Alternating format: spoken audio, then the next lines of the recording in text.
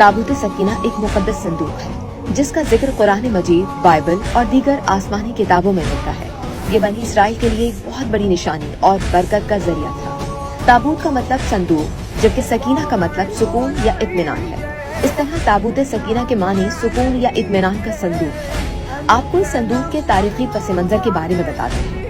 इस्लामी रिवायात के मुताबिक ये संदूक हजरत आदम अलैहिस्सलाम पर नाज़िल हुआ था और फिर उनकी वफात के बाद नस्ल दर नस्ल मुंतकिल होता रहा। इस तरह बिलाखिर हजरत मूसा अलैहिस्सलाम के पास पहुंचा। ताबूत सकीना में कई अंबियाए कराम के तबरुकात मौजूद हैं, जिनमें हजरत मूसा अलैहिस्सलाम का वो असा भी शामिल है जिससे उन्होंने दरिया में रास्ता बनाया और पत्थर से पानी के चश्मे निकाले। हजरत हारून अलैहिस्सलाम की बाक़ियात और वो तख्तियाँ भी इसी संदूक में हैं जिन पर तौरात लिखी गई थी।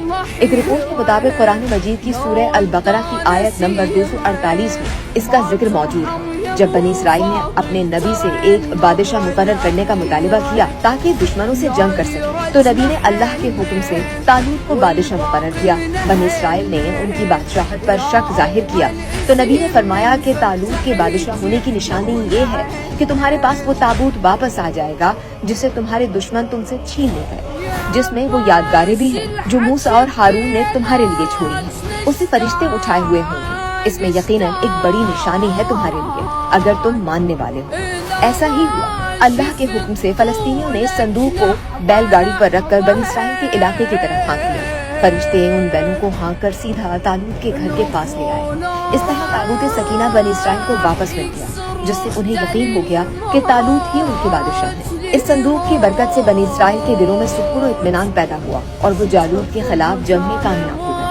अब आपको बताएं कि ताबूत सकीना को किस चीज से बनाया गया था। रिपोर्ट्स के मुताबिक इस्लामी रिवायात में मुकद्दस संदूक की बनावट के बारे में बहुत कम मालूमात मिलती है, लेकिन बाइबल और यहूदियों की मजहबी किताबों में काफी तफसीलात मौजूद हैं, जिनके मुताबिक ताबूत सकीना बबूल की लकड़ी से बना हुआ था। अंदर और बाहर खालिस सोने से मुज़य्यन संदूक की लंबाई तकरीबन 3 गज और चौड़ाई 2 गज थी।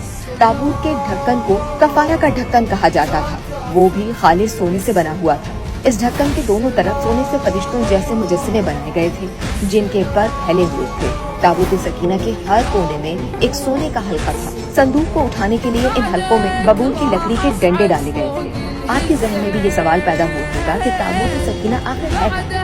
ये मुकद्दस संदूक इस वक्त कहाँ है? इस बारे में मुख्तलिफ आरा मौजूद है, लेकिन तस्दीक के साथ कुछ भी नहीं कहा जा सकता। ताहम ये भी कहा जाता है कि इसका इल्म अल्लाह ताला ही को है। कुरान और हदीस में जहाँ ताबूत सकीना का जिक्र है, वहाँ इस बारे में बहस नहीं की गई कि ये कहाँ है। कुरान और हदीस ने इसके मुकाम के तायन को मुबहम छोड़ा है।